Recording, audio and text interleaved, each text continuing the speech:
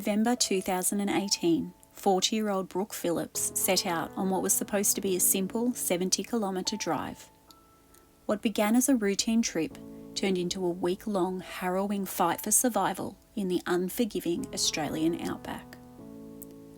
Brooke had been working and living in the remote Jameson community in Western Australia, but her contract was up, so she decided to go and stay with her partner Troy until she got her next assignment. Troy lived 70 kilometres away in the remote Blackstone community, located near the borders of Western Australia, the Northern Territory and South Australia. Troy was leaving to work out of town for the week, but he told Brooke that it was pretty much a straight road and about an hour in total.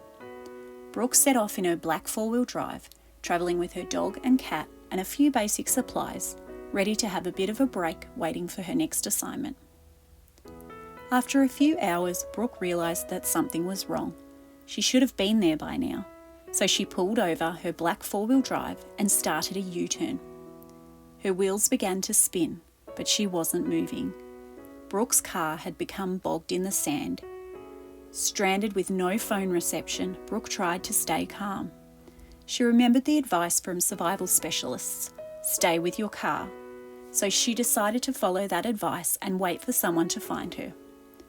Brooke drank all of her water the first night, as it was less than half a litre.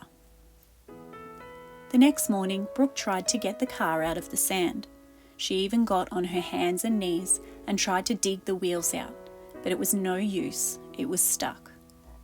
After a long, hot and uncomfortable night with not one car driving by, Brooke contemplated walking back to the Jameson community that she had just left.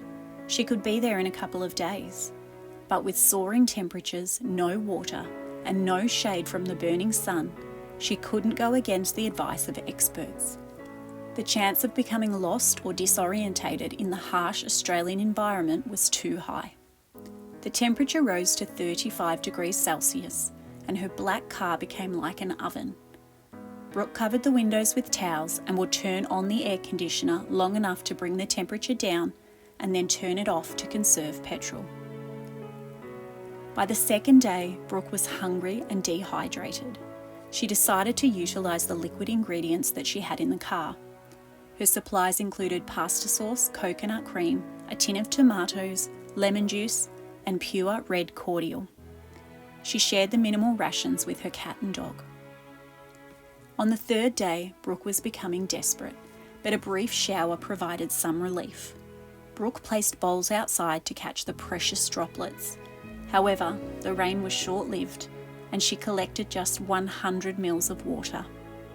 She tried to eat a crusket, but without water, it just stuck to her mouth and wouldn't go down. She later admitted that the most frustrating thing was that she had powdered milk, coffee, 2-minute noodles, all these foods that could have kept her going if only she had more water.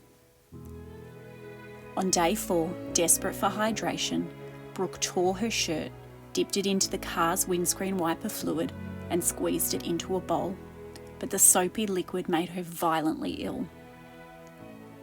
By day 5, with no liquid left, Brooke resorted to drinking her own urine to stay alive. She later said, "I won't lie, it was awful, but I told myself this might save me." Unbeknownst to Brooke, her family had raised the alarm after several days of no contact.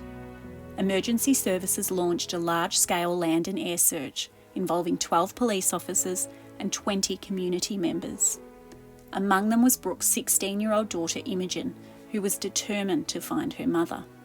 On her 6th day, Brooke was losing hope, and it was on this day that Brooke's car ran out of petrol.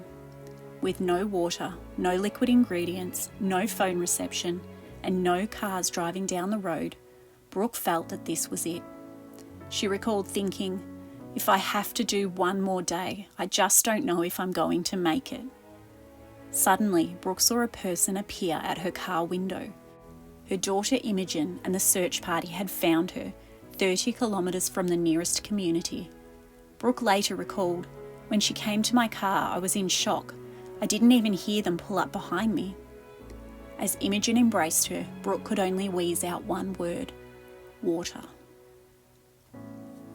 Brooke was taken to the Blackstone community where she was treated for dehydration. After 6 days in the harsh outback, the nurses were astonished at how healthy she was. Her beloved pets also survived the ordeal.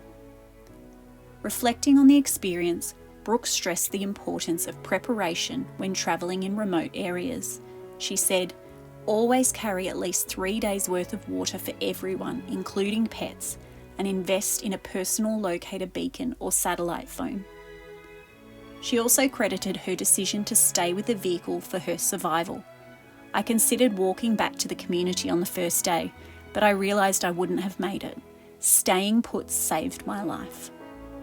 For Brooke Phillips, a simple wrong turn turned into a life-changing ordeal, but her determination and resourcefulness ensured that she and her pets survived one of the harshest environments on Earth.